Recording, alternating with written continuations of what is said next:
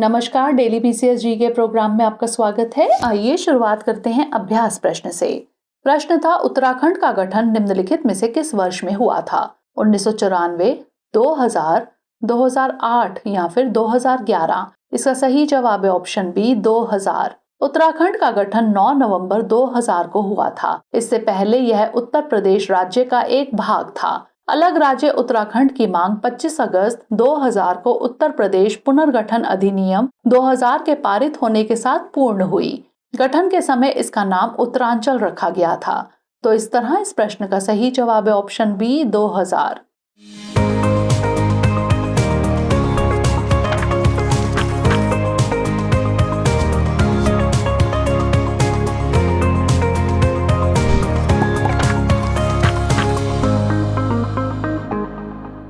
आइए शुरुआत करते हैं आज के एपिसोड की। पहला प्रश्न है, क्रीमी लेयर सिद्धांत में क्या शामिल है? किसी समूह के वंचित लोगों को अतिरिक्त आरक्षण प्रदान करना, आर्थिक रूप से सबसे समृद्ध व्यक्तियों को आरक्षण लाभ से बाहर रखना, आरक्षण कोटा का विस्तार करना या फिर एससी और एसटी को विशेष छात्रवृत्ति प्रदान करना? इसका सही जवाब है ऑप्शन बी, आर्थिक रूप से सबसे समृद्ध व्यक्तियों को आरक्षण लाभ से बाहर रखना। क्रीमी लेयर सिद्धांत में किसी विशिष्ट समूह जैसे अनुसूचित जाति और अनुसूचित जनजाति के आर्थिक रूप से अधिक उन्नत या सामाजिक रूप से संपन्न व्यक्तियों को आरक्षण कोटे से लाभ उठाने से वंचित रखा जाता है। ऐसा यह सुनिश्चित करने के लिए किया जाता है कि आरक्षण का लाभ समूह के सबसे वंचित और वंचित सदस्यों तक पहुंचे। सर्वोच्च न्यायालय ने निर्णय के अनुसार राज्यों को पिछड़ेपन के विभिन्न स्तरों के आधार पर एससी और एसटी को उपवर्गीकृत करने की संवैधानिक अनुमति दी है। अगला प्रश्न, भारतीय संविधान का कौन सा अनुच्छेद नागरिकों को संघ या एसोसिएशन बनाने का मौलिक अधिकार देती है?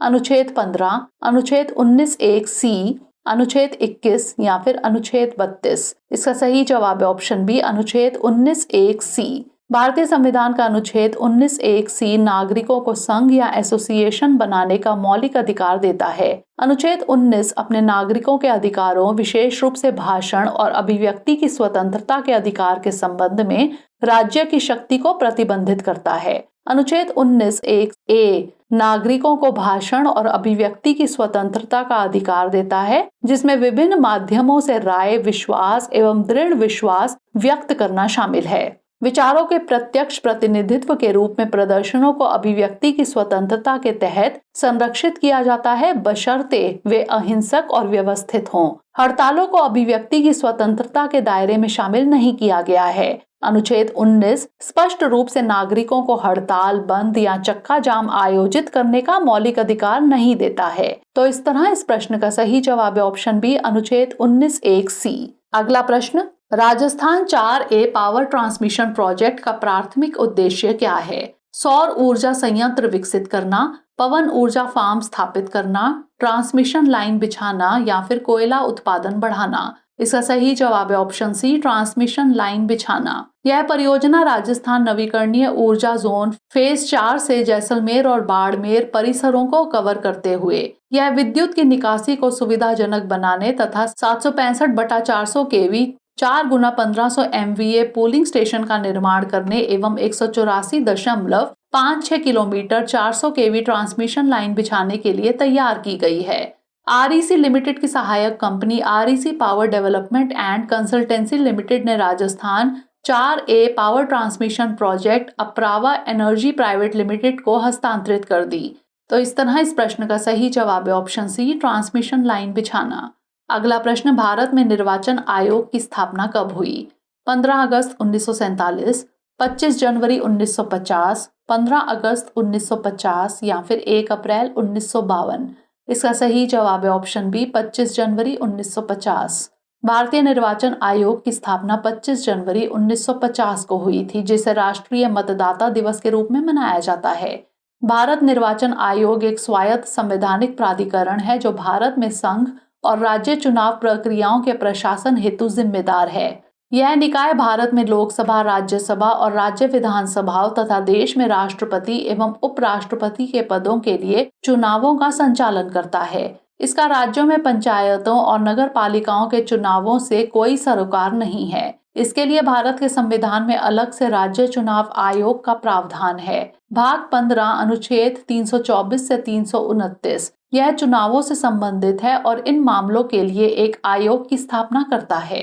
तो इस तरह इस प्रश्न का सही जवाब है ऑप्शन बी 25 जनवरी 1950। अगला प्रश्न, कुंभ मेला कब लगता है? प्रति वर्ष, प्रति 5 वर्ष, प्रति 12 वर्ष या फिर प्रति 10 वर्ष?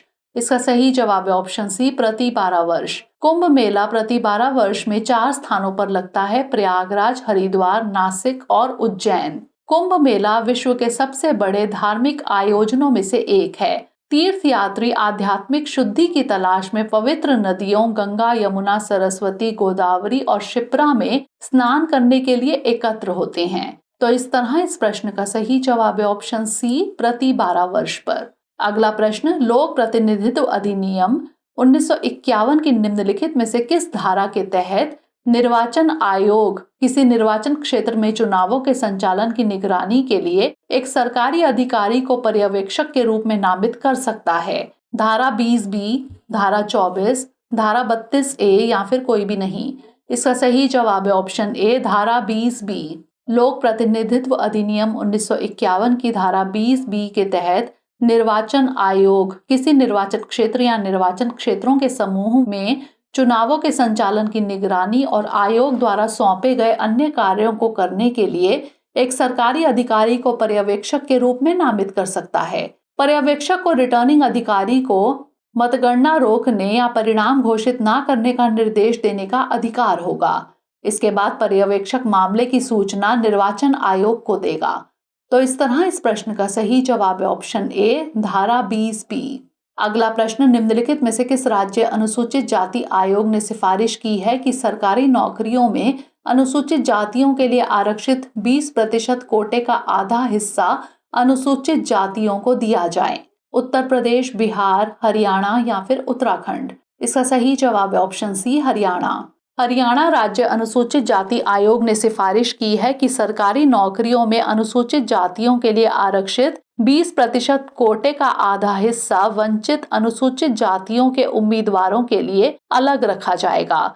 इसमें वाल्मीकि, धानक, खटीक और मजहबी सिख जैसी 36 जातियां शामिल हैं। आयोग ने अनुसूचित जातियों के पिछड़ेपन के कारण सार्वजनिक रोजगार में उनके प्रतिनिधित्व की अपर्याप्तता का पता लगाने के लिए डेटा विश्लेषण किया। तो इस तरह इस प्रश्न का सही जवाब है ऑप्शन सी हरियाणा। अंतिम प्रश्न है, निम्नलिखित में से किस राज्य सरकार का शिक्षा विभाग स्कूली शिक्षा और मध्याह्न भोजन जैसे कार्यक्रमों को बेहतर बनाने के लिए आर्टिफिशियल इंटेलिजेंस का उपयोग कर रहा है? बिहार, छत्तीसगढ़, झारखंड या फिर राजस्थान? इसका सही जवाब है ऑप्शन बी छत्तीसगढ़।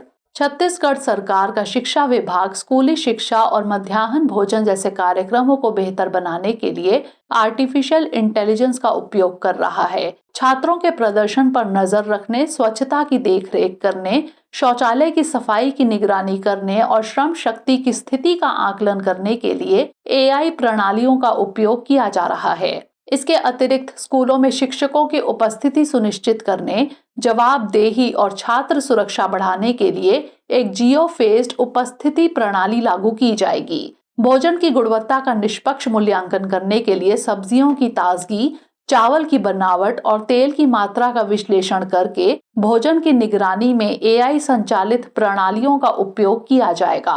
राज्य सरकार स्कूलों और विद्यार्थियों की निगरानी के लिए सॉफ्टवेयर तथा मोबाइल ऐप विकसित करने हेतु भारतीय प्रौद्योगिकी संस्थान भिलाई के साथ सहयोग कर रही है।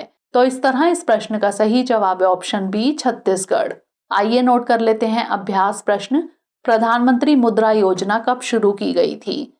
वर्ष 2009 में, वर्ष 2011 में, वर्ष 2013 में या फिर वर्ष 2015 में? इसका उत्तर हमें कमेंट सेक्शन में जरूर भेजिएगा। मिलेंगे अगले एपिसोड में, तब तक के लिए पढ़ते रहिए and stay motivated. Dear viewers, अपने एग्जाम की तैयारी को और बेहतर करने के लिए हमारे चैनल को लाइक, शेयर और सब्सक्राइब करना न भूलें।